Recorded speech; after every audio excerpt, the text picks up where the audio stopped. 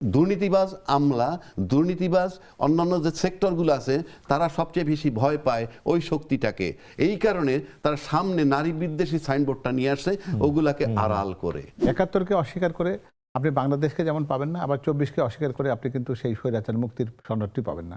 আপনার আমার যে ৫০ বছর তাদের সম্পর্কে ধারণা আর এই প্রজন্মের ধারণা কিন্তু এক নয়। যাদের বিরুদ্ধে নারী বিদ্বেষীর অভিযোগ, তাদের বিরুদ্ধে এই অভিযোগটা যদি চূড়ান্ত হইতো, তাহলে এই প্রজন্মের যারা বিশ্ববিদ্যালয়ে পড়ে তারা বিশ্ববিদ্যালয়ে ভোট দিয়ে তাদেরকে পাশ করাইতো না। এমনকি ছাত্রী হলগুলো ছাত্র শিবির, ওটা মনে হয় মানে এই কেন আমি বলছি কারণ আপনার আমার যে ৫০ বছর তাদের সম্পর্কে ধারণা আর এই প্রজন্মের ধারণা কিন্তু এক নয়। আপনি আপনার নিজের সন্তানের কাছেও দেখবেন আপনাকে ওল্ড ফ্যাশন লোক বলে, সে নিজেকে ভাবে অনেক কিছু। তো ওইভাবে যদি আপনি চিন্তা করেন, ২ নম্বর, যে যারা মাঠে আন্দোলন করছে তারা কোশ্চিনকালেও কিন্তু যাদের বিরুদ্ধে নারী বিদ্বেষী অভিযোগ তাদেরকে ভোট দেয় না। এই ঘটনা না ঘটলেও তাদেরকে ভোট দিত না।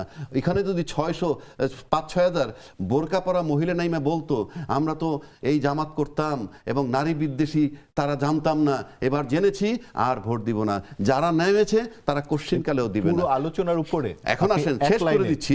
এক লাইনে মূল কথা হইল এই, দুর্নীতিবাজ আমলা, দুর্নীতিবাজ অন্যান্য যে সেক্টরগুলো আছে তারা সবচেয়ে বেশি ভয় পায় ওই শক্তিটাকে।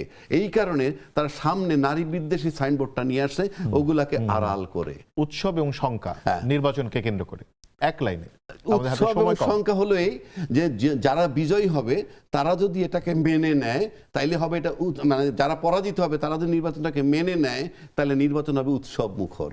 আর যারা পরাজিত হবে তারা যদি মেনে না নিয়ে বিশৃঙ্খলা তৈরি করে তাহলে মনে হবে আমরা আরেকটা খারাপ পরিস্থিতির মধ্যে ঢুকলাম, এবং সেটা কত দীর্ঘ হবে আমরা সেটা জানি না। ইতিহাস নতুন করে লিখবার কিছু জিনিস নাই। ইতিহাস একটা স্বরচিত জিনিস, যেটা নিজের থেকে লেখা হয়।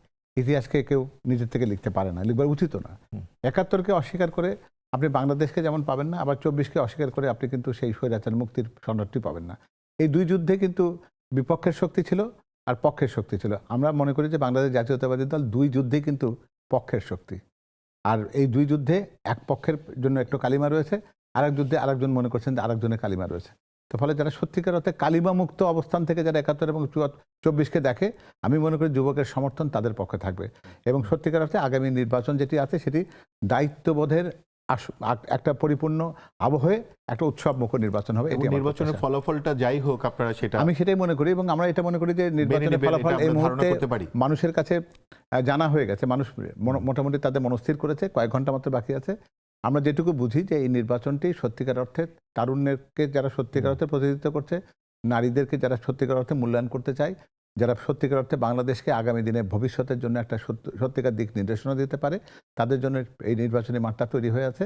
এবং আমরা বিশ্বাস করব যারা পরাজিত হতে যাচ্ছেন তারা যেন নিরাপদ বোধ করতে পারেন, সেরকম আবহ তৈরি করার মধ্যে দিয়ে বাংলাদেশ জাতীয়তাবাদী দল এই নির্বাচনকে উৎসবমুখর করে তুলবে।